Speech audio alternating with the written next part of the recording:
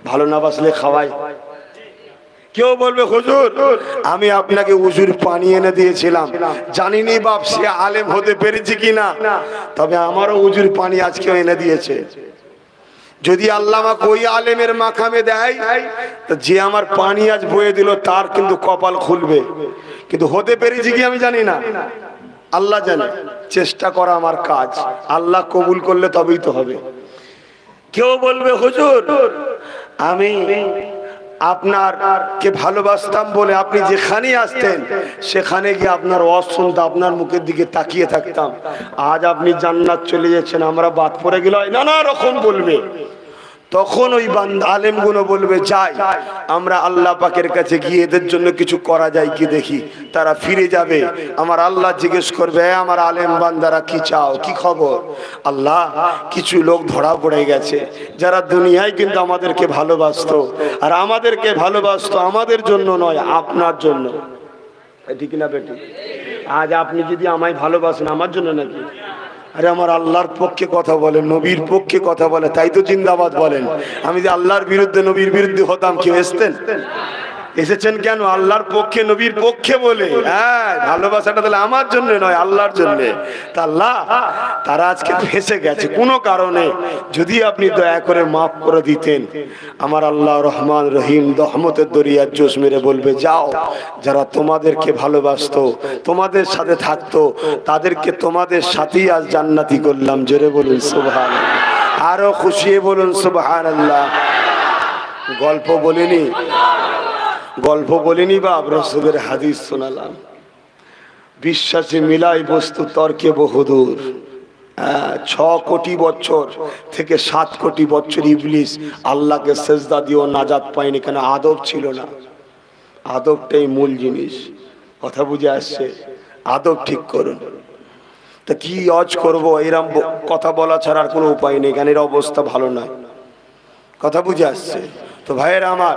তাই আপনাদেরকে বললাম এই মাহফিলের গুরুত্ব আছে। আল্লাহ পাকের ফেরেশতারা যে বলবে, তারা বসে বসে দোয়া চাইছিল জান্নাত যাবার, জাহান্নাম থেকে নাজাত পাবার। আমার আল্লাহ বলবে জান্নাত কি দেখেছে না দেখেনি, আলেমরা বলেছিল তাই শুনেছে। আমার আল্লাহ বলবেন যাও, আমি আল্লাহর প্রশংসা যারা বর্ণনা করেছে সুবহানাল্লাহ বলেছে, আমি আল্লাহ তাদেরকেও পবিত্র বানিয়ে দিলাম। জোরে বলুন সুবহানাল্লাহ। যারা আমার সম্বন্ধে বলেছে আল্লাহু আকবার, অর্থাৎ আল্লাহ মহান, আমি আল্লাহ তাদেরকেও মহান বান্দাদের দলভুক্ত বানিয়ে দিলাম। জোরে বলুন সুবহানাল্লাহ। শুনতে ছোট লাগছে, কিন্তু আল্লাহর রহমতটা ছোট নয়। সাবাকাত রহমতি আলা গজবি, আল্লাহর রহমত ও গজবের প্রতিযোগিতায় আল্লাহর রহমতটা প্রতিবারে ফার্স্ট হয়, আল্লাহর গজব হেরে যায়। জোরে বলুন সুবহানাল্লাহ। আল্লাহ সব মাফ করে দেবেন, শুধু ইসলামের ক্ষতি করা, শিরক করলে আল্লাহ মাফ করবে না। শুনছেন? তাও শিরকের গুনাহ কালেমা রদ্দ গফুর পড়লে আল্লাহ মাফ করে দেয়। মুহাম্মদ রাসূলকে আঘাত দিলে তাকে আল্লাহ মাফ করে না, তাকে মাফের রাস্তাই দেখাবে না আল্লাহ, তার আগে সাইজ করে তুলে দেবে। কথা কিছু বুঝতে পারছেন তো নাকি? আমার আলোচনায় অসুবিধা হচ্ছে। কিন্তু আজ আমরা মুসলমান আমার রাসূলকে কষ্ট দিচ্ছি, আমরা কষ্ট দিচ্ছি না দিনই ভেবে দেখুন। আমরা কষ্ট দিচ্ছি, আমরা আমার নবীকে আঘাত দিচ্ছি, আমরা আমার নবীর দ্বীনের ক্ষতি করছি, আমরা আমার নবীর সুন্নাতকে মিটিয়ে দিচ্ছি, আমরা আমার নবীর সুন্নাতকে নিয়ে খেলা করছি। যদি বলেন কেমন করে? আমার নবী হলো আমাদের মডেল, সেই নবী পাক সাল্লাল্লাহু আলাইহি সাল্লামকে আমরা ভুলে গেলাম। সেই নবী পাক সাল্লাল্লাহু আলাইহি সাল্লামের থেকে আমরা মুখ ফিরিয়ে নিলাম। অথচ আমার আল্লাহ বললেন তোমরা যদি কেউ মুক্তি পেতে চাও, আমাকে যদি ভালোবাসো, এই ভালোবাসা যদি সত্য হয়, তাহলে আমি আল্লাহ তোমাদেরকে জানিয়ে দিলাম ফাত্তাবিউনি, আগে আমার নবীর ইত্তেবা করো। আর যারা আমার নবীর ইত্তেবা করবে, আমি আল্লাহ ইউহিব্বুকুমুল্লাহ, তাদেরকে ভালোবেসে নেব। জোরে বলুন সুবহানাল্লাহ। আল্লাহ যাকে ভালোবাসবে তাদের জীবনের গুনাহ আল্লাহ মাফ করে দেবেন। জোরে বলুন সুবহানাল্লাহ। কিন্তু আজ আমরা নামাজ পড়ছি নবীকে বাদ দিয়ে, কিন্তু অথচ নামাজ পড়তে গেলেও নবী যেভাবে পড়েছে সেইভাবে পড়তে হবে। রোজা নবী যেভাবে রেখেছে সেইভাবে রাখতে হবে। এই যে এক মাস রোজা চলে গেল, আমার রসুল যেভাবে রোজা রেখেছে আমরা রেখেছি? বলুন, আমরা রোজা এখন নিজেদের মন গড়া রোজা রাখছি। আল্লাহ নবী কিভাবে রোজা রেখেছিলেন? আল্লাহ রাসূল সারা বছর তো ইবাদত করতেন, রোজার মাসে রসুল পাক সাল্লাল্লাহু আলাইহি ওয়াসাল্লামের পরিবার স্ত্রীরা বলছেন নবী পাক সর্বসময় কিয়ামে দাঁড়িয়ে থাকতেন, তার নামাজে, রুকুতে, সিজদাতে, কোরআন তেলাওয়াতে। আর আমরা কি করি? রোজার মাসে পরচর্চায়, পরনিন্দায়, গীবতে, ঝগড়াতে, ফিতনাতে, গালিগালাজে আমরা জীবন কাটাচ্ছি। আল্লাহ রসুল দিন দুনিয়ার বাদশাহ হাবিবুল্লাহ জনাবে মোহাম্মদ রসুল্লাহ সাল্লাল্লাহু আলাইহি ওয়াসাল্লাম তিনি রোজার মাসের রাতগুলোকে জেগে জেগে জেগে জেগে কাটাতেন, ইবাদত করতেন, আল্লাহর কাছে রোনাজারি করতেন, কাঁদতেন। আজ আমরা কি করছি? আল্লাহ নবীর জীবনে এমনও দিন গেছে, আল্লাহ নবী নূর নবী নবী আমার শুধু পানি খেজুর দিয়ে সেহরি করেছে, ইফতার করেছে। আল্লাহ পাক আমাদের ঘরে অনেক বরকত দিয়েছে, সেই নবী পাকের দুয়ার ওসিলায় আল্লাহ আমাদের ঘরে অনেক খাদ্য দিয়েছে। সারা বছর যদি কারো বাড়ি ঠিক মতো খাওয়া না হয়, এই রমজান মাসে বরকতে প্রতিটা বাড়িতে আল্লাহ পাক খাবারের ব্যবস্থা এত দেয় যে খেয়ে শেষ করা যায় না। ঠিক না বেঠিক? কিন্তু আজ আমরা অনেক অন্যায় করে ফেললাম। এ যুবকেরা, তরুণেরা, এই রোজা হলো একটা ইবাদত। এই রমজান মাসে আমরা যাকাত দিয়ে থাকি স্বাভাবিক, কিন্তু যাকাত সারা বছর দেয়া যায়, কিন্তু আমরা আজ বুঝলাম না যাকাতটা কাদেরকে দিতে হয়। নিজের খেয়াল খুশি মতো আমরা যাকাতটাকে নয়ছয় করে ফেললাম, নিজের সম্পদ মনে করে খরচ করতে লাগলাম। ভুলে যাবে না, মৃত্যু একদিন না একদিন হবে। যাকাত যদি ঠিকভাবে না দিতে পারে, ওই যাকাতের সম্পদ গুলোকে, আপনার মাল গুলোকে আল্লাহ পাক এমন করে কিয়ামতের দিন জাহান্নামেতে এমন করে লোহার শিকল বানিয়ে দেবে, যেটা আপনার গলায় বেড়ি দিয়ে টানা হবে। এ যুবকেরা, তরুণেরা, এই যাকাতটা প্রকৃত কার হক এটাই আমরা বুঝতে পারলাম না। অসুবিধা হচ্ছে? একটু যাকাত সম্বন্ধে একটু বুঝিয়ে দিই, কেন ভুল হয়তো অনেকে করে ফেলেছে, যাতে পরে পরে বেঁচে থাকলে যেন ভুল না করে। যাকাত এমন একটা জিনিস, যদি কেউ যাকাত দেয়, আল্লাহ রসুল বলছে তার মালের হিফাজতের দায়িত্ব খোদ আল্লাহ নেয়। জোরে বলুন সুবহানাল্লাহ। তাহলে আমি যদি ঠিকভাবে যাকাত দিই, তাহলে পরের বছরে আমার মাল বাড়বে না কমবে? যদি মাল বাড়ে তাহলে জানবেন যাকাত ঠিক দেওয়া হয়েছে, আর যদি কমে যায় জানবেন আপনার কোনো গন্ডগোল হয়েছে। শুনছেন না? শুনুন। এইবারে শুনুন, যাকাতটা কার? শতকরা 2.5 টাকা, শতকরা 2.5 টাকা, অর্থাৎ 100 টাকায় 2.5 টাকা। এই টাকার মালিক কি আপনি? না, আপনার ব্যবসা বা আপনার ইনকামে মধ্যে 2.5 টাকা গরিবের পক্ষ থেকে আল্লাহ ব্যবসায়ী লাগিয়েছিল। বুঝাবার জন্য বলছি, ওই 2.5 টাকা যে লাভ, ওটা গরিবের সম্পদ, ওটা গরিবের মধ্যে থেকে কারা পাবে? ঈমান হলো শর্ত। শুনছেন? এবং আপনার আত্মীয়র মধ্যে কে গরিব আছে প্রথম তার হক। দ্বিতীয় নম্বর, আত্মীয়র মধ্যে কেউ যদি গরিব না থাকে, পাড়া প্রতিবেশীর মধ্যে ঈমানদার কে গরিব মুসলমান আছে তার হক। 3 নম্বর, পাড়া প্রতিবেশীর মধ্যে কোনো ঈমানদার গরিব যদি না থাকে, তাহলে 3 নম্বর হলো বিশ্বের যে কোনো জায়গার মোমেন মুসলমান গরিবের হক। আর আজকে সেই যাকাত কে পাচ্ছে? ভেবে দেখেন, চিন্তা করে দেখেন।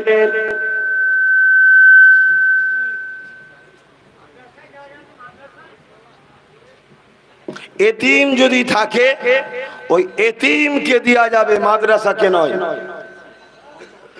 মাদ্রাসা হলো নবীর ঘর, নবী গরিব নয় বড় লোক, নবীর যাকাত চলে না। এতিম বাচ্চাটার জন্য দেয়া যাবে, দেওয়ার সময় বলে দিতে হবে এতিম বাচ্চাদের থাকা খাওয়া ভরণ পোষণের জন্য এই যাকাতের টাকা দিলাম।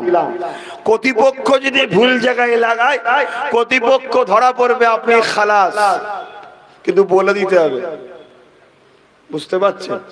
আর আজকে কটা মাদ্রাসায় এতিম থাকে আমি জানি না, যে থাকে ভালো দিতে পারে সেই এতিমকে, কিন্তু হক হলো আপনার আত্মীয় আগে। এই গরিবের জন্য অনেক মেয়ের বিবাহ হচ্ছে না, পয়সার অভাবে, আছে না নাই? ওই মেয়ের বয়স হচ্ছে, সমাজে পাপ হচ্ছে, এটাকে বন্ধ করুন, তার জন্য যাকাতের সিস্টেম। বাপেরা, নওজোয়ান তরুণেরা, এ নবী পাকের প্রেমিকেরা, আল্লাহ নবী যে যাকাতের সিস্টেমটা করে দিয়ে গেছে, ওই যাকাতের সিস্টেম ছাড়া অন্য কোনো ভাবে দিলে আমাদের চলবে না। কেন নবী আমাদের জন্য হলো মডেল। আল্লাহ নবী দিন দুনিয়া বাদশা হাবিবুল্লাহ জানিয়ে দিলে, লা ইয়ারহামুল্লাহু মান লা ইয়ারহামুন নাস, যে মানুষের উপরে দয়া করে না, আল্লাহ বা তার উপরে দয়া করবে না।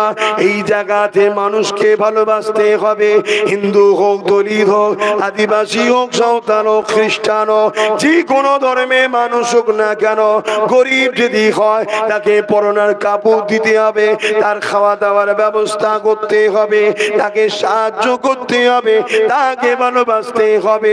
অবশ্যই এটা সবের কাজ, কিন্তু যাকাতের টাকা থেকে একটা টাকা অন্য কাউকে দেওয়া যাবে না।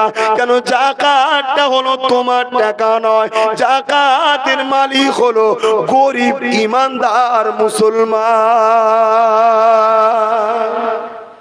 আর আজকে কি হচ্ছে, 100টা যদি যাকাত নেয়, ওর মধ্যে 90টা অমুসলিম আছে। আমি নিজের চোখে দেখেছি তাই বলছি, আমায় ভুল বুঝছেন না তো। আমি প্রথম ওই জন্য ক্লিয়ার করে দিলাম যে মানুষকে যে ভালোবাসে না আল্লাহর দয়া সে পাবে না। তাই যে কোনো ধর্মের মানুষকে তোমার সাহায্য করতে হবে, খাওয়াতে হবে, পরনার কাপড় দিতে হবে, বিপদে পড়লে সাথ দিতে হবে, তবেই তুমি ইমানদার, তবেই তুমি নবীর উম্মত, তবেই তুমি পাক্কা মুমিন।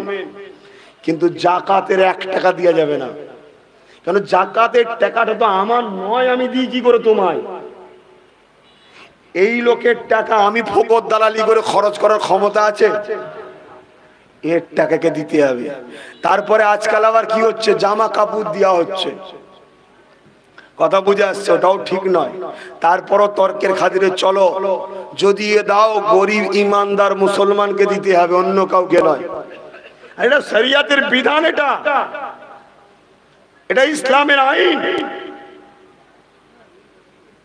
তোমার যদি দরদ থাকে, জাকাতে 2 লাখ টাকা হয়েছে, তুমি 2 কোটি খরচ করে সমস্ত ধর্মের গরিবকে দান করো, আব্বাস সিদ্দিকী তোমার সাথে শরীক হবে। কিন্তু 2 টাকা জাকাতের কাউকে দেওয়া যাবে না। কেন? এটা আমার নয়, এটা করলে গুনাহগার হবে। আপনি জাকাতের হক আদায় করতে পারছেন না। আমি কি বোঝাচ্ছি, বুঝছেন তো? কেন এই অবস্থা খারাপ করে দিচ্ছে আমার? হ্যাঁ তো ভাইয়েরা আমার, এই যে সামান্য সামান্য বিষয়গুলো একটু বুঝিয়ে দিচ্ছি, ভুল করছি না তো? কেন অনেকে বলে সব কথা বলার কি দরকার, প্লেন চলে যাও। আরে ধর্ম যদি না বোঝো, ঠোকর খেতেই হবে। তুমি তোমার ধর্ম বোঝো। অ্যাকচুয়ালি যাকাত দিবা সব থেকে উত্তম হলো অর্থ। তার টাকা তাকে দিয়ে দাও, সে মুগি কিনবে কি, শাড়ি কিনবে কি, চাল কিনবে কি কিনবে, তার ব্যাপার, তার টাকাতে দাও। বাপেরা, নওজোয়ানেরা, এটা গেল। এর থেকেও মারাত্মক ব্যাধি আমাদের মধ্যে ঢুকে গেছে। আজ ইফতার মাহফিল তো দূরের কথা, নতুন করে একটা জিনিস বেরিয়েছে, ইফতার পার্টি চলতে লেগেছে। বলবো না থাকবে? আপনারা বললে বলবো না, না বললে বলবো না। আপনারা যদি বলেন বলবেন না, আমি এক্ষুনি নেমে চলে যাব। আর আপনারা বলতে না বললেও আমি বলবো। কেন? আমি এসেছি আল্লাহর দ্বীনের খেদমত করতে, অন্য কারো দলের দালালি করতেছি না। আল্লাহর দ্বীনের খেদমত করতে এসেছি। রোজা হলো একটা ইবাদত, এত বড় ইবাদত আল্লাহ পাক নিজে বলেছে রোজা হলো আমার খাস ইবাদত। লিসাইমি ফারহাতানি, ফারহাতুন ইনদাল ইফতারি ওয়া ফারহাতুন লিকা রাব্বিহি। রোজাদারদের জন্য দুটো খুশি, একটা হলো ইফতার নিয়ে যখন বসে থাকে, আর একটা হলো লিকা রাব্বিহি, রোজাদার দিগকে আল্লাহ পাক দিদার দেবেন বলেছে। এ নওজওয়ান তরুণেরা, বাপেরা, রোজাদারদের জন্য দুটো খুশি, একটা ইফতার নিয়ে বসা, আর একটা হলো আল্লাহ পাকের দিদার। আর রোজাদারটার সম্বন্ধে আল্লাহ পাক নিজে বলেছে আমি নিজে হাতে রোজাদার দিগকে পুরস্কার দেব। রোজা হলো আমার খাস ইবাদত। অবশ্যই নামাজও আল্লাহর জন্য, হজও আল্লাহর জন্য, যাকাতও আল্লাহর জন্য, ইবাদত তো সবই আল্লাহর জন্য। কেন আল্লাহ ছাড়া অন্য কারো ইবাদত হয় না, কিন্তু রোজা আল্লাহ পাক খাস ইবাদত কেন বললেন? অন্য ইবাদতের মধ্যে লোক দেখানো থাকতে পারে, নামাজ লোক দেখানো থাকে, দান খায়রাতের মধ্যে লোক দেখানো থাকতে পারে, কিন্তু কেউ কাউকে দেখে শুকিয়ে তো থাকবে না, যদিও তাকে গোপনে গোপনে খেয়ে নেবে। এই জন্য আল্লাহ পাক বললেন রোজা আমার খাস ইবাদত, এদেরকে আমি নিজে হাতে কুদরতি হাতে পুরস্কার দেব। কিয়ামতের দিনে সবাই যেখানে নফসি নফসি করতে লাগবে, ওই কঠিন দিনেতে আল্লাহ পাকে আরশে আজিমের উপরে একদল লোক বসে বসে এমন করে দেখা যাবে জান্নাতি খানা খেতে লেগেছে। ফেরেশতারা জানতে লাগবে ও রব্বি আল্লাহ পাকিরা কারা দুনিয়ার জমিনে আজকে ময়দানে মাশরে সবাই নফসি নফসি করে, আমার কি হবে, আমার কি হবে। এই কঠিন দিনে এরা বসে বসে জান্নাতি খানা খায়। আমার আল্লাহ পাক জানিয়ে দেবে এরা হলো তারা যারা দুনিয়ার জমিনে অর্থ থাকার পরও আমার ভালোবাসায় খাই না, টাকা পয়সা থাকার পরও বাজারে গেছে সবাই খেয়েছে, এরা দিনের বেলা খাইনে। খাবার থাকার পরও এরা দিনের বেলা খাইনে, ইফতার নিয়ে বসেছে তথাপিও খাইনে। কখন মুয়াজ্জিন আযান দেবে এই আযানের অপেক্ষায় ছিল। এরা হলো আমার রোজাদার বান্দা বান্দি। আমি আল্লাহ কঠিন দিনে এদেরকে জান্নাতি খানা খাওয়াতেছি।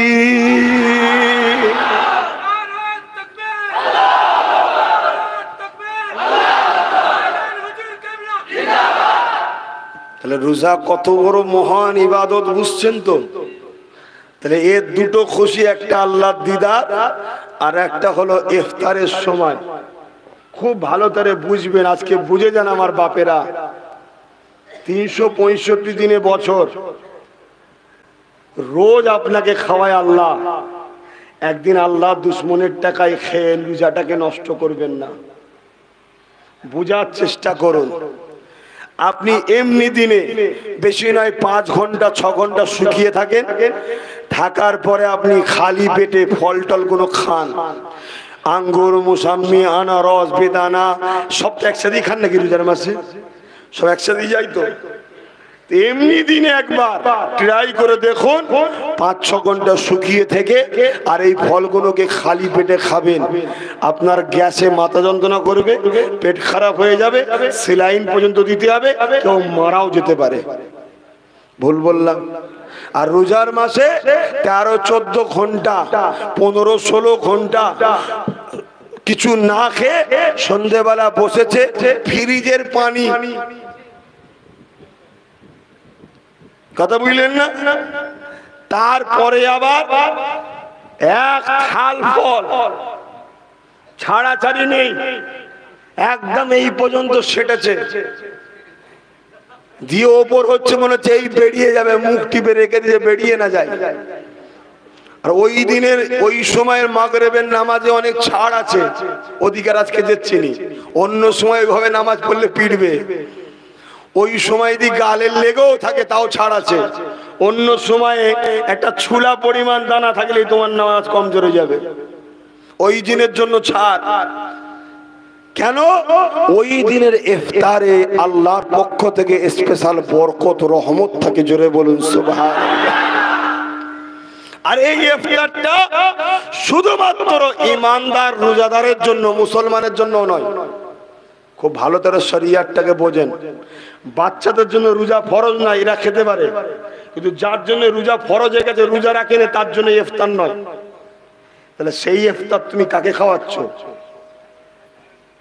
কাকে নিয়ে এসছো ইফতার মাহফিলে?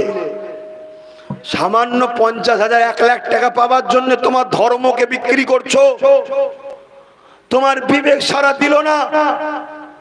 আবার আজকাল তো ইফতার পার্টির নামে এমনও মাহফিল দেখা যায় যেখানে একবার নরের তাকবীর আল্লাহু আকবার নেই, রমজান শরীফ মুবারকও নেই।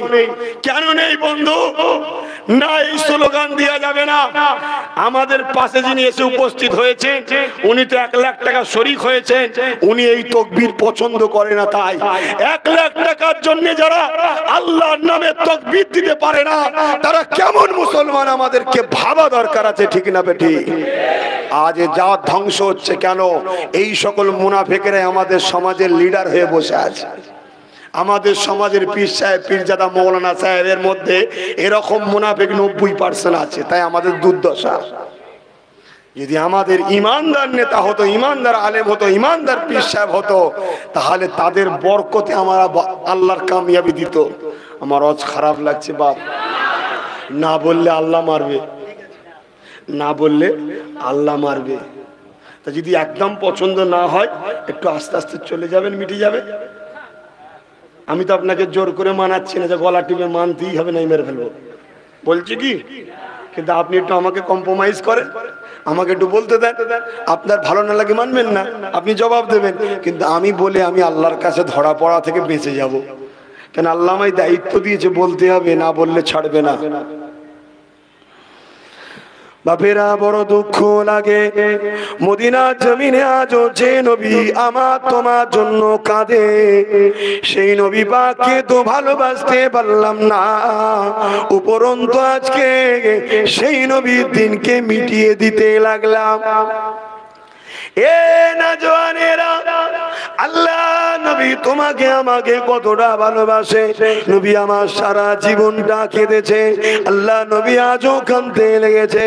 নবী আমার মরা নয় গো, নবী আমার রওজা মুবারকে সশরীরে আজও জিন্দা তোমার আমার জন্য কাঁদে।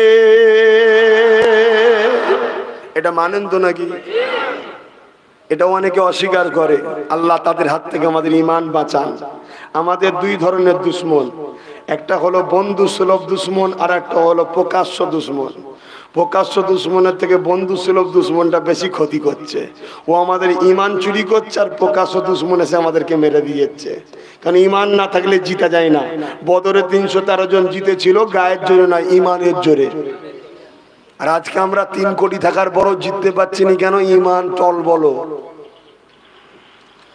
আল্লাহ বা যখন আমার নবী পাকের রূহ মুবারককে নিয়ে গেলেন, ওই সময় আমার নবী পাকের রূহ মুবারককে কোথায় রাখা হবে?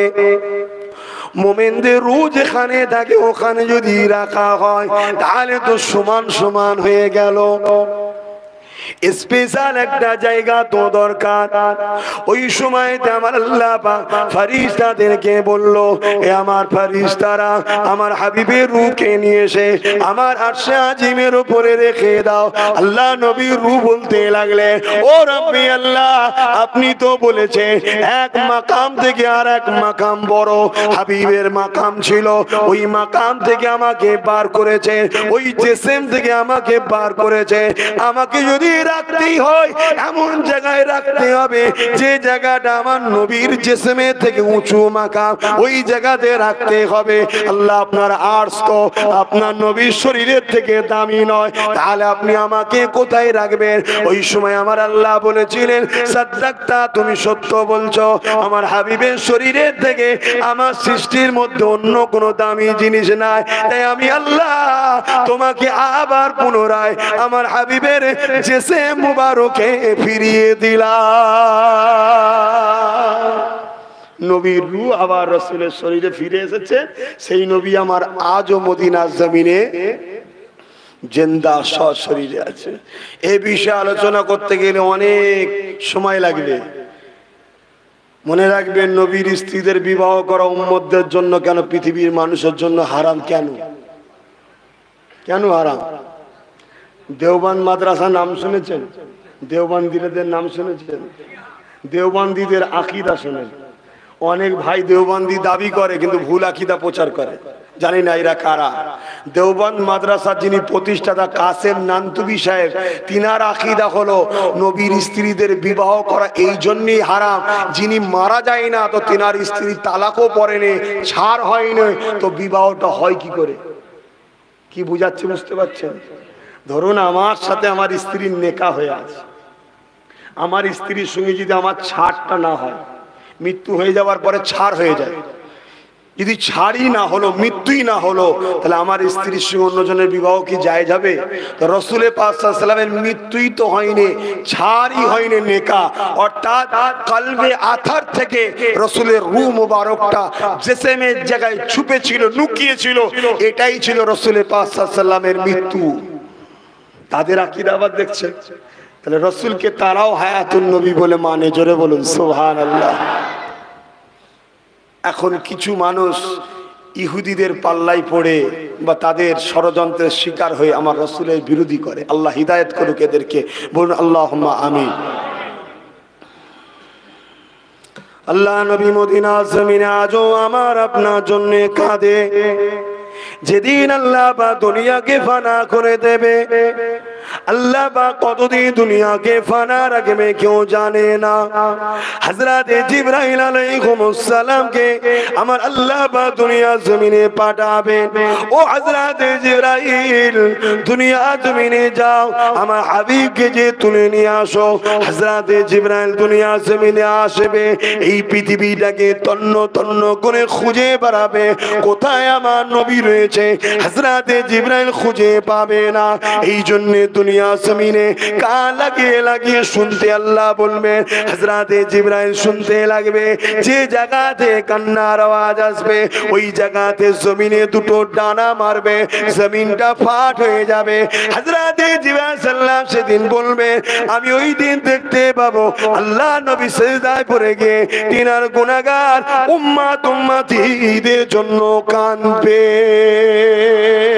এ যুবকেরা, যে নবী আমার সারা জীবন তোমার আমার জন্য কেঁদেছে, আজও কাঁদছে, দুনিয়া সব কিছু হারিয়ে দাও, জান যাই জানও দিয়ে দাও, কিন্তু সেই নবীর সুন্নতকে নিয়ে খেলা করো না গো, সেই নবীর সুন্নতকে নিয়ে বেউসুতি করো না গো।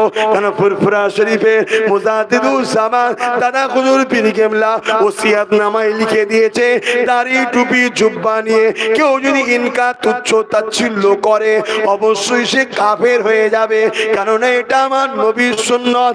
আজ বড় দুঃখ করে বলতে লাগে, আজ মুসলমানের ঘরের ছেলেরা সামান্য পেটের জন্য আমার নবীর সুন্নতকে নিয়ে এমন লোকের মাথায় তুলে দিচ্ছে যাদের সম্বন্ধে আল্লাহর কোরআন বলেছে বালহুম আদাল, চতুষ্পদ জন্তু থেকে যারা নিকৃষ্ট তাদের মাথাতে আজ আমার নবীর সুন্নতকে তুলে দেওয়া হচ্ছে।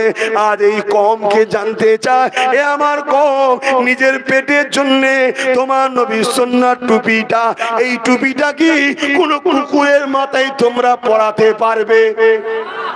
যদি কোনো কুকুরের মাথায় কেউ পড়ে ভালো নজরে কি দেখবে? কিন্তু তোমরা তো আজকে কুকুরের থেকেও যারা নিকৃষ্ট তাদের মাথাতে টুপি তোমরা তো পরাচ্ছ, তোমরাই তো তাদের মাথায় নবীর সুন্নাত তুলে দিলে। পুরুষের মাথায় দিতে দিতে আজ মহিলার মাথা তো টুপি তোমরাই তুলে দিয়েছ। মুসলমান তুমি করুনি আমি করুনি, কিন্তু তোমার আমার জাত করছে। যে জাত তার নেতা সুন্নতকে নিয়ে খেলা করে সেই জাতের উপরে আল্লাহ পাকের গজব আসা দরকার আছে না নাই? তাহলে আল্লাহ বেশি করে দিক, অসুবিধা কি আছে? কি গো বাবা, অসুবিধা হচ্ছে না? এটা কি কার সুন্নাত? তো এই সুন্নতি টুপিটা কুকুরের মাথায় দেখলে তোমার ভালো লাগে? কিন্তু আল্লাহ বলেছে মানুষের মধ্যে কিছু মানুষ আছে যারা চতুষ্পদ জন্তুর থেকেও নিকৃষ্ট। কোরআনে আছে না? না, আমার কথা এটা, আমার কথা। তারা কারা? তাদের মাথায় কিন্তু আজ টুপি দেখা যাচ্ছে, তুমি আমি পড়াচ্ছি, সামান্য 50,000 1 লাখ টাকা পাওয়ার জন্য। কথা বুঝে আসছে? সেটা হতে হতে আজকে দেখা যাচ্ছে কি মহিলার মাথায় টুপি। কোথায় যাচ্ছে তোমার ধর্ম? তোমার হুঁশ আছে? তুমি আমি তো বাপ পেটের জ্বালায় মরছি, এ জ্বালা কোনোদিন মিটবে না, লাস্টে আল্লাহ মিটাবে জাহান্নামের আগুন ভরে। দাঁড়াও দাঁড়াও, সময় বেশি দিন নয়, দুনিয়াতে এমনি শেষের দিকে। আর তোমার আমার দুনিয়া কতদিন? 60 70 80, দেখতে দেখতে চলে যাবে, দেখতে দেখতে।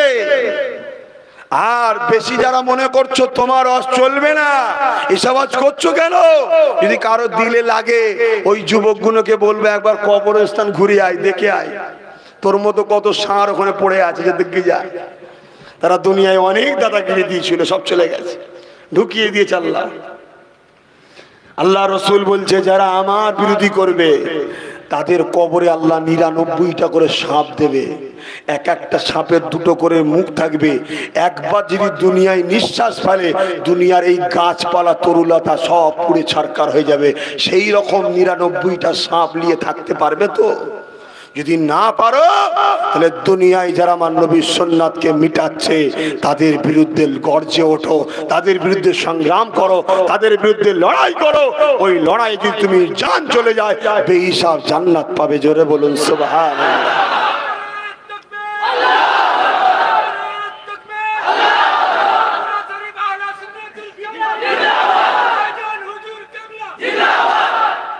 বাপ আমার হুজুর পীর সাহেব, পীরজাদা, আলেম সাহেব, মুফতি সাহেব আমাদের কাছে আপন নয়। আমাদের কাছে আপন হলো যে মুফতি রসুলের গোলামি করে সে। আমাদের কাছে ওই পীর সাহেব আপন যে রসুলের গোলামি করে সে। আমাদের কাছে ওই পীরজাদা দামি যে রসুলের গোলামি করে সে। আমি কোলে তোমায় তুলবো, কাঁধে তোমায় তুলবো, তোমাকে নিয়ে ভালোবেসে ঘুরে বেড়াবো তখন যখন দেখবো তুমি নবীর গোলামি করছো। আজকে তুমি তোমার পেটের জন্য, তোমার সাম্রাজ্য টিকাবার জন্য, তোমার নিজের অর্থের জন্য তুমি আমার নবী সুন্নাতকে বিক্রি করে দেবে, এটা কখনো মেনে নেওয়া যেতে পারে না। দোষ তো আম ছেলেদের নয়, দোষ তো আমাদের মতো কিছু পীর সাহেব, পীরজাদা, মলি সাহেবদের। আমরা যদি করা হতাম, আমরা যদি তোমাদেরকে বুঝিয়ে তৈরি করতাম তাহলে আজ আমাদের ছেলেরা এইরকম খারাপ হতো না। তোমাদেরকে খারাপ করছে কারা তোমরা নিজেরা বোঝো। একটু বেজার হয়েও না আমার ভাইরা, দাদাগিরি সব ঠান্ডা হয়ে যাবে, সব ঠান্ডা হয়ে যাবে, কোনো বিশ্বাস নাই। আব্বাস সিদ্দিকী চেয়ারে লড়ছে, কথা বলছে, এক্ষুনি যদি আমার আল্লাহ বলে আজরাইল যাও, ওর সময় হয়ে গেছে, ব্যাস ওই অর্ধেক কথা বলবো, করে রয়ে যাবো, ব্যাস শেষ। এর নাম হলো জিন্দেগি। কত যুবকের জানাজা আমি পড়েছি, তোমরা পড়ুনি? এই যুবকের জানাজা পড়ুনি? তাহলে তোমার জিন্দেগিটাকে কেন নষ্ট করছো? টাকা দরকার, টাকা সারা পৃথিবীকে টাকা কে দেয়? জোরে বলুন কে দেয়? গাড়ি দরকার, বাড়ি দরকার, সারা পৃথিবীকে কে দেয়? উসমান গনি কি ধনী ছিল না? হারাম ইনকাম করেছিল, চুরি করেছিল, বদমাইশি করেছিল। আবু জেহেলের মতো জালিম নেতাকে নিয়ে এসে স্টেজে বসে একসাথে পাশে পাশে বসে হই হই করেছিল নাকি? তো উসমান গনি ধনী ছিল না? এত ধনী ছিল, এত ধনী ছিল যে একদিন মদিনা শরীফে খরা দেখা দিয়েছে। শোনো, মদিনা শরীফে খরা দেখা দিয়েছে। হযরত উসমান গনি একটা বিশাল এলাকা জুড়ে, এলাকা বলতে কতটা বোঝে বুঝতে পারছো তো? একটা বিশাল এলাকা জুড়ে ফাঁকা মাঠে পাহাড় করেছে মালের, মানুষের নিত্য প্রয়োজনীয় যা দরকার হয় সেসব মালের পাহাড় তৈরি করেছে। ইহুদিরা ভাবছে উসমান তো বড় ব্যবসায়ী, বিশাল ধনী লোক ছিলেন, পৃথিবী বিখ্যাত ধনী ছিলেন। এই খরা হচ্ছে তাই উসমান মাল জড়ো করছে, বেশি দামে বিক্রি করবে। তাই ইহুদিরা আগিয়ে এসছে, এসে বলছে উসমান তুমি তো অনেক কষ্ট করে বিদেশ থেকে মাল নিয়ে এসছো, এক কাজ করো, এই মালটাকে তুমি আমাদের ঘরে বিক্রি করে দাও, যা কিনেছো তার থেকে 50% লাভ বেশি দেবো। কথা বুঝে আসছে? উসমান গনি বলছে এই দামে হবে না, বলছে যা কিনেছো তার 100% অর্থাৎ ডবলই দেবো। ডবল দেবো, 100 টাকার মালকে 200 টাকা দেবো, বোঝাবার জন্য বলছি। দাও, বলছে দেবো না, এই দামে হবে না। বলছে 100 টাকার মালকে 200 টাকা লাভ দেবো, অর্থাৎ 300 টাকা দেবো। ওসমান গনি বলছে এর থেকেও বেশি লাগবে। ইহুদিগুলো খেপে গেছে, খেপে গিয়ে বলছে ওসমান তুমি যদি এর থেকে কমে, ও ভাবছে আমি অন্য ধর্মের বলে আমায় দেবে না, হয়তো ওর জাত ভাইকে দেবে, ওর মতো চিন্তা করে যে মূল্য খাইছে তো মূল্য ঢেকুর তুলবে, ঠিক না বেটি? তো ভাবছে উসমান, তাই বলছে রেগে গিয়ে তুমি যদি এর থেকে কমে কাউকে দিয়েছো ঝগড়া হবে। ওসমান গনি বলছে কালকে ফজরের নামাজের পর মদিনার দরবারে আসবে, কাকে মাল বিক্রি করছি, কত টাকায় বিক্রি করেছি সব তোমরা দেখতে পাবে। সব ইহুদিরা এসে ভিড় করেছে, নবী নামাজ পড়াচ্ছে। নামাজ পড়িয়ে এলে সালাম ফেরিয়ে নবী দোয়া করে দিলেন। আল্লাহ নবীর সামনে হযরত ওসমান গনি দাঁড়িয়ে গেলেন, হুজুর বিয়াদবি মাফ করবেন, যদি ইজাজত দেন একটু কথা বলবো, আদবটা শিখুন। কথা বলতে গেলে এইভাবে জিজ্ঞেস করতে হয়, আপনি যে কোনো আলেম বা পীর সাহেবের কাছে গিয়ে যদি ইজাজত দেন একটু কথা বলবো। আমাদের তো ইজাজত নিতেও লাগে না, আর যদি হুজুর কথা না শোনে হুজুরের হাত ধরে টেনে দেবে, হুজুর শুনতে পাসনি আমার কথা, বিপদের শেষ নেই, কি মুড়ি সব তৈরি হলো। আর আল্লাহ এই সময় আমাদেরকে পাঠিয়েছে, তো হুজুরও একটু খাতারনাক না হলে মুড়ি টাইট করা যাবে না, একটু হুজুরকেও মিজাজি হতে হবে। তো ভাইয়েরা আমার, তবে হকের জন্য তো ওসমান গনি ইজাজত চাইলেন, নবী ইজাজত দিলেন। ওসমান গনি দাঁড়িয়ে গিয়ে বলছেন হুজুর মদিনায় খরা দেখা দিয়েছে। মদিনায় কি শুধু মুসলমান আছে? ইহুদি আছে, মূর্তি পূজারী আছে, খ্রিস্টান আছে, বহু ধর্মের লোক আছে, সবাই বিপদে পড়েছে না পড়ে না? হযরত ওসমান গনি বলছেন হুজুর মদিনাবাসী বিপদে পড়েছে, আর খরা দেখা দিয়েছে। হুজুর আপনি এলান করে দেন, অমুক ময়দানে বিশাল মাল জড়ো করেছি, কয়েক বছর মদিনার লোক যদি খায় তাও শেষ হবে না, আমি আল্লাহর হস্তে এই সমস্ত মাল মদিনাবাসীর জন্য আল্লাহকে বিক্রি করে সব ফ্রিতে দান করে দিলাম। জোরে বলুন সুবহানাল্লাহ। ইহুদি গুলো তো মাথায় হাত দিয়ে বসাচ্ছে, উসমান মনে হয় পাগল হয়ে গেছে। হ্যাঁ 100 টাকার মাল 300 টাকা দিতাম, বেরিয়েছে। বলছে উসমান তুমি এটা কি করলে, তুমি তো ফ্রিতে দিলে। ফ্রিতে এদের দিয়েছি, আমি দিয়েছি নাকি? আল্লাহকে আমি বিক্রি করেছি, আল্লাহর হস্তে দিয়েছি। আল্লাহ বলছেন যে আমার রাস্তায় খরচ করে 70 থেকে 700 গুণ, অর্থাৎ 100 টাকার মাল 700 টাকায় আল্লাহর কাছে বিক্রি করেছি। জোরে বলুন সুবহানাল্লাহ। আমি লোবো আখিরাতে, তাহলে আমরা সব কি দুনিয়ায় লোবো? আমার আল্লাহ তোমায় সৃষ্টি করেছে, আমার আল্লাহ যদি চায় তোমায় জান্নাত দেবে, কিন্তু দুনিয়ায় তোমাকে একদিন খাওয়াবে, 3 দিন শুকিয়ে থাকবে। জান্নাত যাওয়ার জন্য 3 দিন শুকোতে রাজি নয়, তাহলে এত ভেঙে পড়ো কেন? আমার আল্লাহ যদি চায় তোকে জান্নাতে আমি বোরাক দেবো, দুনিয়ায় সাইকেল ছাড়া বেশি কিছু দেবো না। তুমি বড়দেরকে 4 চাকা দেখছো কেন? ওকে হয়তো আল্লাহ দুনিয়ায় দিয়েছে, পরকালে দেবে না, তো তুমি এতে খুশি হচ্ছ না কেন? বড় দুঃখ ভাই, বললে তো মনে কষ্ট হবে, এ কম কোথায় গেল? সামান্য পয়সার জন্য নিজেদের বউ মেয়ে বাচ্চাদের ঘরে লাইনে দাঁড় করিয়ে দিয়েছে। এই যা লাইন দে, বউকে বলছে লাইন দে, মেয়েকে বলছে লাইন দে, আর সব দাদাদের, সব দাদাদের লোকেরা লাঠি সুটালে বেরিয়েছে। তোমার আমার মেয়ে বউদের গায়ে লাঠি দিয়ে গুঁতো দিচ্ছে, এই লাইন ঠিক কর। আর তোমার আমার বউয়েরা, মায়েরা 500 টাকার জন্য রাস্তায় যে বেউজ্জতি হচ্ছে, যে জাত 500 টাকার জন্য তার মা বোনেদেরকে বাইরে লাইনে দাঁড় করায়, সে জাতের উপরে আল্লাহর রহমত হয়। এই জন্যই তো মরেছো তোমরা। আজ খারাপ লাগছে, এইটা একটু খারাপ হয়ে গেল না? হ্যাঁ একটু কষ্ট হচ্ছে। হুজুর তুমি তো কোনোদিন 5 টাকা দিওনি, বলার বেলায় খুব আছো। হুজুর 5 টাকা দেয়নি, হুজুরের দোয়ায় হাজার হাজার লোক নবীর দিদার পেয়ে গেছে। জোরে বলুন সুবহানাল্লাহ। হুজুর 5 টাকা দেয়নি, হুজুরের চেষ্টায় হাজার হাজার যুবক নামাজি হয়ে আল্লাহর কুদরতি কদমে যে সেজদা দিয়েছে। আমার আল্লাহ তাকে যদিও কোনো বড় পাপে জাহান্নামে দেয়, কিন্তু তার চেহারাটাকে বিকৃত করবে না। জাহান্নাম দেখে বলবে এত সুন্দর চেহারাকে পোড়ায় কি করে? আমার আল্লাহর ফেরেশতা জাহান্নামের দরওয়ান মালিক বলবে যে আল্লাহ এ কত সুন্দর চেহারা কি করেছে, এর চেহারা বিকৃতি করুনি কেন? আরে এ নামাজ পড়েছিল, নামাজ পড়ার জন্য উযু করেছিল, তাকে বিকৃত করিনি। কিছু পাপ পাপ করেছে, একে জাহান্নামে দাও। যখনই জাহান্নামে দেওয়া হবে সঙ্গে সঙ্গে কলেমা পড়তে লাগবে। কেন হুজুররা তোদেরকে 5 টাকা দেয়নি, কলেমা পড়া শিখিয়েছে। কলেমা যেই পড়বে জাহান্নাম ছিটকে পালাবে, পালিয়ে বলবে আমার ক্ষমতা নেই। যার জবানে কলেমা থাকে তাকে পোড়াতে পারি। আমার আল্লাহ সঙ্গে সঙ্গে ওই বান্দা বান্দিগুলোকে মওত দেবে, অর্থাৎ ঘুমানোর মওত। ঘুমানোটা হলো মওত। ওই ঘুমের ভাব অন্তরটা এসে যাবে, ওই ঘুম অবস্থায় তাকে জাহান্নামে দেওয়া হবে। সে বুঝতেই পারবে না কি শাস্তি হচ্ছে, ঘুমিয়ে ঘুমিয়ে তার শাস্তি মিটিয়ে আল্লাহ বার করে দেবে। জোরে বলুন সুবহানাল্লাহ। এটা হুজুররা দিয়েছে, এটা ইমাম মাওলানারা দিয়েছে। এরা 5টা টাকা দিতে পারে না তো কি হয়েছে? আর তোর 5টা টাকা তোকে জাহান্নামে নিয়ে যাচ্ছে, তোর হুঁশ আছে? হ্যাঁ, আমার আল্লাহ 2টো হাত দিল খুশি নয়, 2টো চোখ দিল খুশি নয়, 2টো কিডনি দিল খুশি নয়, 2টো পা দিল খুশি নয়। তার জন্য কি করেছো? তার জন্য কতদিন লাইনে দাঁড়িয়েছো যে ফজর বেলা উজু লাইন দিয়ে উজু করে নামাজ পড়ি?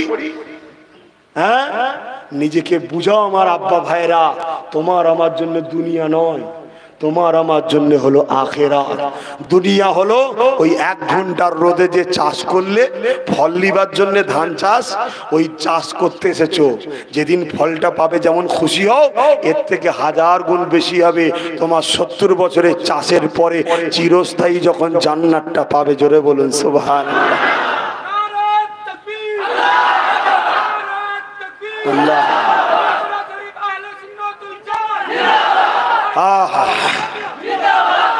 এক যুবক ছেলে, নবী পাক শোনো, তোমরা সব বেশিরভাগ যুবক তাই বলি, কি খেয়ালে তোমরা আছো? তোমাদেরকে এত খারাপ কে করলো? আমি মাঝে মাঝে ভাবি তোমরা কাদের সঙ্গে উঠা বসা করো, এত খারাপ হয়ে গেলে কেন? তোমার আব্বা গুণ আল্লাহ করে অনেক ভালো ছিল, এতটা তোমাদের মতন খারাপ হয়ে যায়নি, তারা আল্লাহ করে ভালো ছিল। তোমার দাদুরা অনেক ভালো ছিল, তোমরা এত এরকম ইসলাম থেকে বেরিয়ে গেলে কেন? ফিরে আসো আমার ভাইরা, সব সময় উজু হালে থাকবে, এই কথাটুকু মাথায় রেখে দিও। সব সময় উজু হালে থাকলে কি লাভ? তুমি 1000 পাপ করতে, উজু যখন হালে থাকবে একদিন দেখবে 1000 পাপই ছেড়ে দিয়ে 1000 সওয়াবের কাজ করছো। জোরে বলুন সুবহানাল্লাহ। উজু তোমাকে পাহারা দেবে, উজু তোমাকে পাপ থেকে বাঁচাবে। কেন? উজু হালে যে থাকে তার সাথে রহমতের ফেরেশতা পাহারা দেয়। জোরে বলুন সুবহানাল্লাহ। আর রহমতের ফেরেশতা তোমাকে একবার নয় 1000 বার বুঝাবে, এই করিসনি করিসনি। একবার হয়তো করেও ফেললে, পরের বার আবার দেখবে না করবো না, অটোমেটিক তুমি পরিবর্তন হবে। তুমি বুঝতেই পারছো না এই পরিবর্তন যাচ্ছে। ভাইরা আমার, কি কথা বলতে গিয়ে দিকে চলে গেল। হ্যাঁ, যুবকরা, সাহাবা হুজুররাও অনেক যুবক ছিলেন, তারা কি শখসাদ দুনিয়া ছিল না? হ্যাঁ, একদিন নবী আমার মদিনার নবাবিতে বসে সাহাবাদের ওয়াজ করছে, হঠাৎ করে নবী পাক কাঁদছেন, নূরের পানি নূরের চোখ দিয়ে পড়ছে, দাড়ি মুবারক দিয়ে বুক ভিজে যাচ্ছে। সাহাবারা সব হতভম্ব হয়ে গেল, কি এমন হলো? হুজুর বিয়াদবি নেবেন না, জানতে পারি কি হুজুর আপনি কেন কাঁদছেন? আল্লাহ নবী বলেন, ওই দেখো বাবা একটা যুবক ছেলে এসে দেখো। সাহাবারা সব ঘুরে দেখছেন, একটা যুবক জোয়ান ছেলে আসছে, পায়ে জুতো নেই, খালি গায়ে, শুধু এজ্জতটা ঢেকে আছে, চুলগুলো উস্কো খুস্কো, মুখে ময়লা, মলিন চেহারায় একটা যুবক ছেলে এসছে। আল্লাহ নবী সাহাবারা বললেন, হুজুর ওকে তো দেখে মনে হচ্ছে একটা খ্যাপা মানুষ, খ্যাপা যুবক, পাগল যুবক, ওকে দেখে কাঁদার কারণটা কি? আল্লাহ নবী বলেন, খবরদার বাবা, ওকে খ্যাপা পাগল যুবক বলো না, ও মুহাম্মাদের প্রেমিক। জোরে বলুন সুবহানাল্লাহ। ও আল্লাহর প্রেমিক। জোরে বলুন সুবহানাল্লাহ। শোনো বাবা, আমি নবী ওকে দেখেছিলাম, ওর বাড়ি হলো আমার মক্কার বাড়ির পাশে। শুনছেন? আমার যে মক্কায় বাড়ি, নবীর বাড়িতে অ্যাকচুয়ালি মক্কা, ওই মক্কার পাশে আমার বাড়ির পাশে যুবকের বাড়ি। আমি ওকে ছোটবেলা থেকে দেখে আসছি, ও অনেক ধনী লোকের ঘরের, অনেক ধনী লোকের। কোনোদিন ওর বাপ মা ওকে জমিনে নামাতো না, সোনার চামচ দিয়ে খাওয়াতো, সোনার প্লেটে খাওয়াতো, আদর করে আদর করে মানুষ করে বড় করেছে। আজ ওই দুর্দশা দেখো। সাহাবারা জিজ্ঞেস করছেন, হুজুর এই দুর্দশা হওয়ার কারণ কি? বললো, এই কারণ হলো আল্লাহ আল্লাহ রসুলের প্রেম। জোরে বলুন সুবহানাল্লাহ। যেদিন থেকে ও মোহাম্মদ রসুলকে প্রেম করলো, যেদিন থেকে আল্লাহকে প্রেম করলো, দুনিয়ার আরামের হারামের কাপড় খুলে দিয়েছে, দুনিয়ার সোনার চামচের খাওয়া ছেড়ে দিয়েছে, দুনিয়ার আরাম আয়েশকে ছেড়ে দিয়েছে, দেও দিবানা হয়ে গেছে আল্লাহকে দেখার জন্য, নবী মোহাম্মদ রসুলকে পাওয়ার জন্য দিবানা হয়ে গেছে, দিবানা হয়ে গেছে। ওর বাপ মা বুঝতে পেরে গেছে, পেরে গিয়ে বলেছে মোহাম্মদ যদি চাও আমাদেরকে পাবে না, জমি জায়গা কিছু পাবে না, একটা পরনার ইজ্জত ঢাকা ছিঁড়া কাপড় ছাড়া সব খুলে দিয়ে আজকে ও আমার কাছে চলে এসেছে শুধু আল্লাহকে খুশি করার জন্য। জোরে বলুন সুবহানাল্লাহ। প্রেম তো করো, প্রেম তো করো, তবেই তো প্রেমের মজা পাবে। আব্বাস সিদ্দিকী যা কোটি টাকার অফার দিয়েছিল, যদি তোমার মেদিনীপুরের লোককে গুনতে দিই 1 বছর কেটে যাবে, পুরো মেদিনীপুরের লোক গুনে শেষ করতে পারবে না। তারপরও কেন ঠোকর মেরেছি? প্রেম করে ফেলেছি। প্রেমিক যে হয় মাসুককে কোনোদিন বিক্রি করতে পারবে না, মাসুকের কোনোদিন বলি লাগাতে পারবে না, মাসুককে ছেড়ে অন্য কোনো দিকে যেতে পারবে না। প্রেম তো করো আল্লাহকে, প্রেম তো করো রসুলকে, তবেই তো তুমি মজা পাবে। তখন তুমি শুকিয়ে থেকেও কষ্ট পাবে না, আর প্রেম না থাকলে হাজার খেয়েও অন্তরে শান্তি পাবে না। আর প্রেম করলে পেটে পাথর বাঁধাতেও আরাম পাবে, আর প্রেম না থাকলে রাজবক্ষেও শান্তি থাকবে না। অতএব প্রেম করুন, আল্লাহকে ভালোবাসুন। গরমের মধ্যে এই যে বসে বসে ওয়াজ শুনছেন, এটাও কিন্তু প্রেমেরই একটা পাঠ। জোরে বলুন সুবহানাল্লাহ। কোন পাওয়ার আপনাদের ঘরে এই গরমে রেখেছে? আমি তো দেখেছি আপনারা পানিতে, গত পরশুদিন না তরশুদিন পানিতে ভিজেছিলাম, সেই থেকে আমার অবস্থাটা একটু খারাপ। আবার আজকে যদিও বা একটু বলতে পারতাম, আরো খারাপ করে দিয়েছি। পানি হঠাৎ করে পানি এসে গেল, জলসা হচ্ছে, আমরা পানির জন্য নবীর মাহফিল বন্ধ হবে, এটা হতে পারে না। আমরা অত কমজোর এখনো হয়নি রে বাবা, হয়েছি নাকি? পানি আল্লাহ দিয়েছে, আল্লাহ দিচ্ছে ঠিক না, আমাদের পরীক্ষাও তো হতে পারে। চলেন আপনি পানি দিয়ে যান, আমরা নবীর মাহফিল চালিয়ে যাই। জোরে বলুন সুবহানাল্লাহ। এই মাহফিল হচ্ছিল, সবাই ভিজছে আর আমি ভিজবো না, হয় কখনো? এ তো কেমন হয়ে যাবে, তাহলে সবাই প্রেমিক আমি বাদ। আল্লাহ রসুল নিজে দোয়া করতেন, সাহাবারা বলতেন যে হুজুর আপনি তো বেগুনা মাসুম, আপনি রাত জেগে ইবাদত করেন কেন? আমার রসুল বলছেন আমি কি আল্লাহ শুকরগুজার বান্দা হবে, এটা তোমরা চাও না? সবাই শুকরগুজার বান্দা হবে, আমি বাদ যাবো কেন? আমি তো আল্লাহ শুকরিয়া আদায় করে ইবাদত করি। জোরে বলুন সুবহানাল্লাহ। তো ভাইয়েরা আমার, সবাই ভিজছে, সেই নবীর খানদানের ছেলে কেন ভিজবে না? আমিও ভিজে গেলাম, জান শান্তি হয়ে গেল। ভিজে গরম ছিল, কত আরাম হলো। আরে আল্লাহর হুকুম হচ্ছে আবার ঠিক হয়ে যাবে, চিন্তা কোনো কারণ তো নেই, ঠিক না বেটি? তো সেই জায়গাতে আমরা দেখেছি আপনারা গরমতেও বসেন, পানিতেও বসেন, বর্ষাতেও বসেন, ঠান্ডাতেও বসেন। কোন পাওয়ার আপনাদের ঘরে এইগুলো সহ্য করায়? একমাত্র এই কানেকশন মদিনা থেকে আসে। জোরে বলুন সুবহানাল্লাহ। আপনারা বুঝতেই পাচ্ছেন না।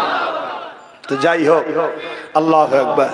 তো যাই হোক, এই প্রেমটাকে আরো বাড়াতে হবে।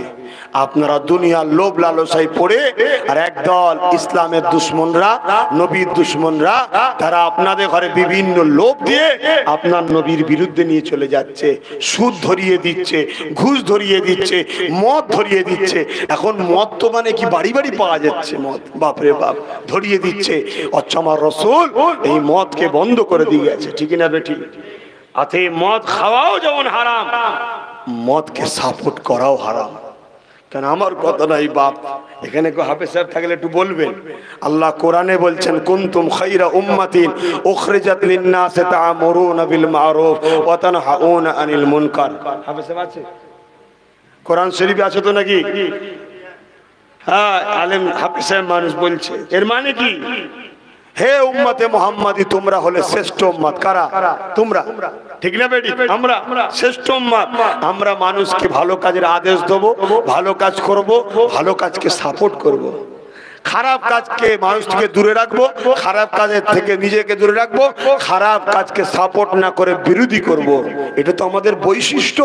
আর আজকে সাপোর্ট তো দূরের কথা, যারা খারাপ কাজ করে, সুদের ব্যবসা চালাবে, মদের ব্যবসা চালাবে, তাদেরকে আমরা কাঁধে তুলে দিয়ে ওপরে বসে যাচ্ছি। বসো না গো, বসে মদ চালাও, মদ চালাও।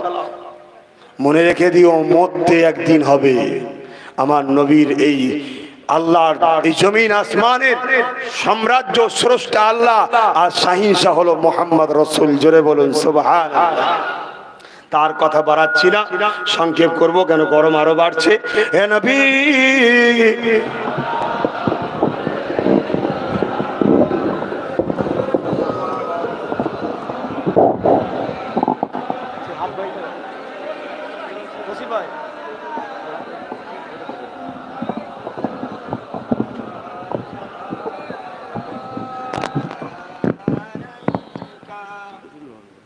طلع البدر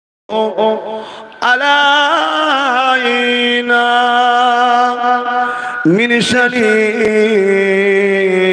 الوداع وجب الشكر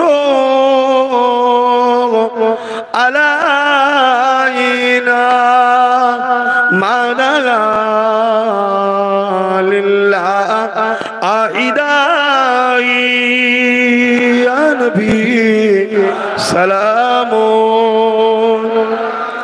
يا رسول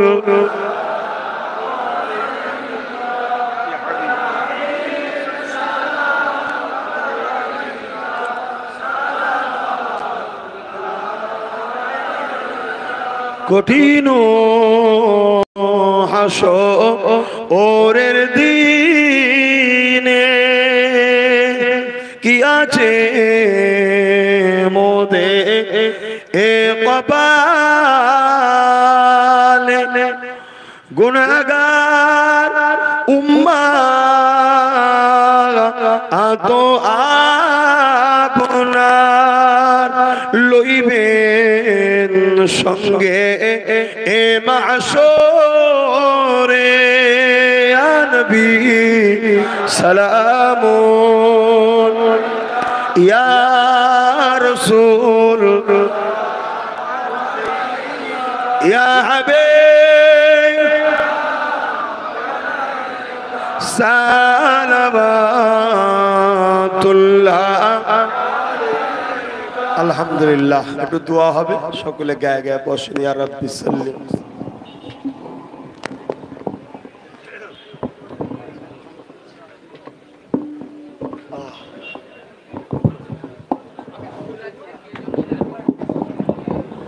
আমার বাপ ভাইরা, খুব সংক্ষেপ একটা কথা শোনেন মন দিয়ে।